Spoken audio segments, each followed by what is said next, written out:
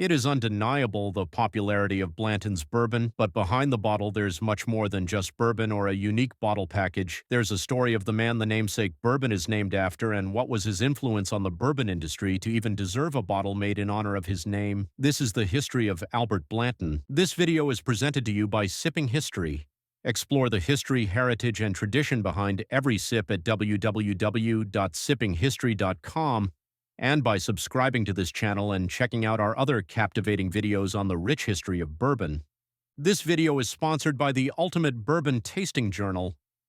This is the quintessential guide and perfect companion for any bourbon enthusiast that is passionate about bourbon and looking to deepen their appreciation of this timeless American spirit.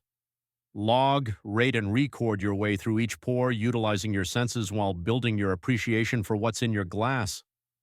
Check out the description for the link to purchase this journal through Amazon. On a farm near where the current-day Buffalo Trace Distillery is located in Frankfort, Kentucky, Colonel Albert Bacon Blanton was born on Monday, February 28, 1881, to Benjamin Harrison Blanton and Alice Elizabeth Blanton. Albert's father was born on Wednesday, December the 16th, 1829, and his mother on Tuesday, July 25, 1843. Albert was the youngest of 4 children his parents had. His siblings included James Bacon Blanton, 1869 to 1952, Elizabeth Dudley Blanton, 1871 to 1952, and Benjamin Harrison Blanton, Jr., 1875 to 1939. Albert grew up smelling and seeing the activities of distillation at the old fire copper distillery that was near his home where he was born and raised. Little did he know that he would end up becoming such an intricate part of the distillery and part of its rich history. Albert joined the Old Fire Copper Distillery, commonly referred to as OFC, in 1897 at the age of 16. He was hired on as an office boy. The OFC distillery got its start in 1869 when Edmund Haynes Taylor Jr. purchased a distillery in Leestown, a settlement near the east side of the Kentucky River, which is the modern-day Frankfort, from the Swigert family and renamed it. The original distillery was torn down in 1873 and rebuilt as a brand new facility. Edmund focused on making the distillery as great as he could by using copper fermentation tanks, updated grain equipment, column stills, and even steam heating systems in warehouses to help regulate the temperatures for controlled aging of the whiskey. All of these improvements were great innovations at the time, but they also didn't come cheaply. Most of the improvements to the distillery were made on credit, and Edmund Jr. was having difficulties paying off his debt. Hardship found Taylor once again in 1879 when he was near becoming bankrupt, so his debts were purchased by a St. Louis liquor firm, Gregory and Stagg. Since Taylor could not repay his debts, as payment he sold the Old Fire Copper Distillery to the firm. The new owners of the OFC distillery were made up of James Gregory and the legendary George Thomas Stagg. In 1882, hardship hit the distillery when lightning struck the plant, causing a fire that destroyed it. By 1883, the distillery was rebuilt and the same building is still in existence today. In 1904, the distillery was renamed the George T. Stagg Distillery. Albert began working his way through the distillery, learning the various aspects of its operations, and eventually worked his way to being promoted to plant manager in 1912. Saturday, January 17, 1920, marked the beginning of the nationwide prohibition of alcohol production in the United States. Only 6 distilleries were allowed to produce alcohol for medicinal purposes, this time under a special license from the government, and the George T. Stagg Distillery was not one of them. Prohibition brought the end to many distilleries and brands due to not being able to sell their products or produce during this time. Albert was able to help the distillery get through these troubling times by applying for one of the 4 licenses granted by the government to be a bottling facility and bottle medicinal spirits. This directly helped the distillery to survive throughout Prohibition. Without him, the story of this iconic distillery could have been lost to history. In 1921, Albert became the president of the George T. Stagg Distillery. Distillery ownership change came in 1929 when Schenley purchased the George T. Stagg Distillery.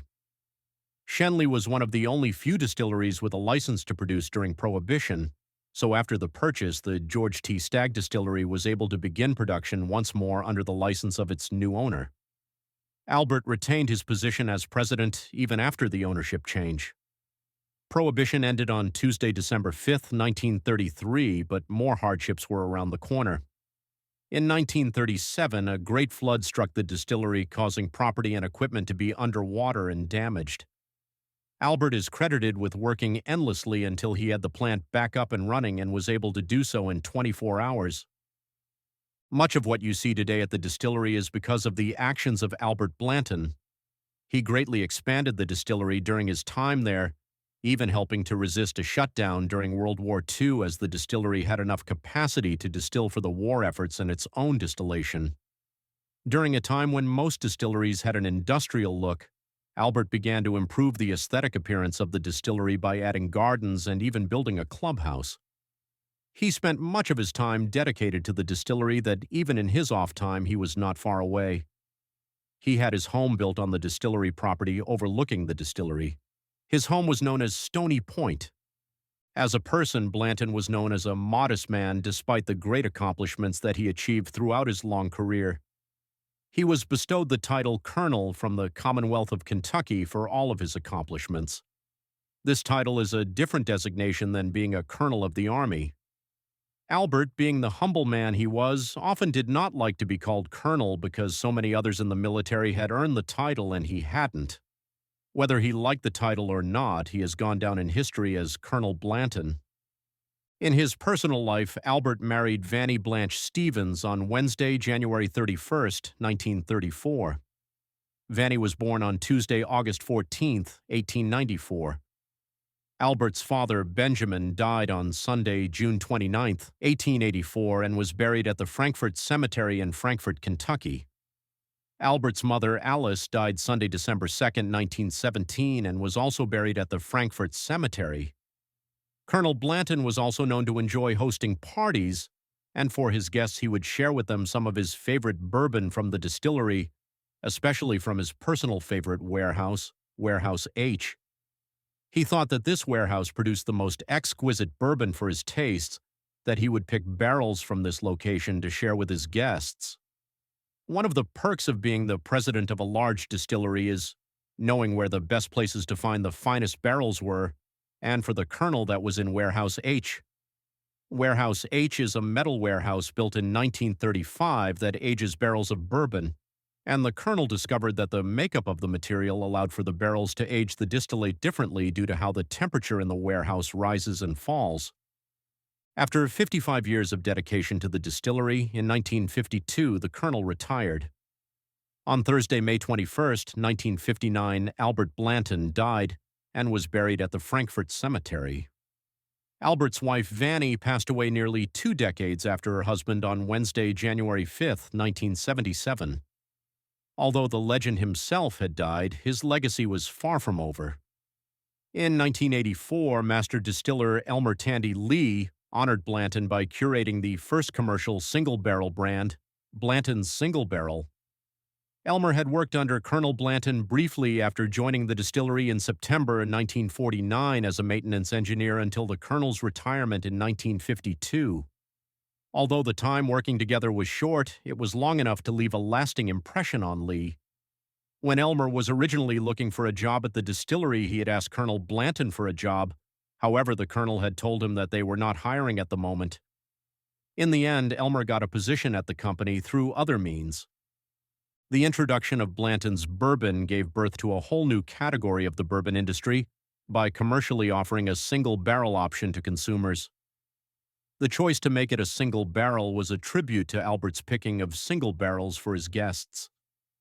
To keep the tradition going, all Blanton's single-barrel barrels come from Warehouse H, just like the Colonel liked. The same way that Albert Blanton enjoyed his bourbon is the same way that we get to enjoy it today each time we open up a bottle of Blanton's. At the time that this premium product was introduced, bourbon was not seen as a classy product, but rather a value alcohol. Asking a higher price tag for a product in an industry where value pricing was seen as more important was an unwise idea to some, but Elmer's idea would soon catch on and help change the pace of the bourbon industry as a whole. Blanton's is bottled in a grenade-shaped packaging with a cork topper featuring a horse. While originally the toppers did not feature individually marked letters, in 1999, collectible engraved stoppers were introduced with each stopper featuring a single letter, in which, if all are collected, spell out Blanton's. Each different stopper features a horse and jockey in a different stride, representing the various stages of a horse race, which is extremely popular and a rich part of Kentucky history. Blanton's original single barrel is bottled at 93 proof, 46.5% alcohol by volume.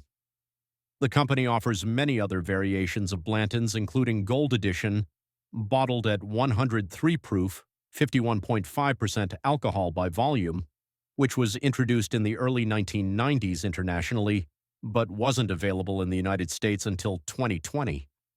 Straight from the barrel features Blanton's bourbon bottled at cask strength, and each bottling can produce various proofs depending on the barrel. Special Reserve being bottled at 80 proof, 40% alcohol by volume. The distillery that Albert had put so many years of his life in was eventually sold to the Sazerac Company of New Orleans, Louisiana in 1992 and renamed the Buffalo Trace Distillery in 1999. At the historic distillery, they still produce the namesake bourbon honoring him, made in the same buildings Blanton once worked in and from the same warehouse he once walked. Colonel Blanton lived a life full of dedication to the distillery and left behind a legacy that has affected the entire bourbon industry as a whole. Even though the Colonel may be gone, his story lives on through the history of this legendary bourbon icon. The next time you are sipping Blanton's single barrel, you are drinking it the way that Blanton himself would have wanted the bourbon to be enjoyed, and you are sipping more than what's in your glass. You are sipping history. Remember to like this video, share with a bourbon enthusiast friend, leave us a comment on your fondest bourbon memories with this brand, and check out the description for some great links. If you're not already a subscriber, please consider subscribing to the channel to get more videos just like this one. If you are already a subscriber to the channel, we thank and appreciate you. Until next time, cheers.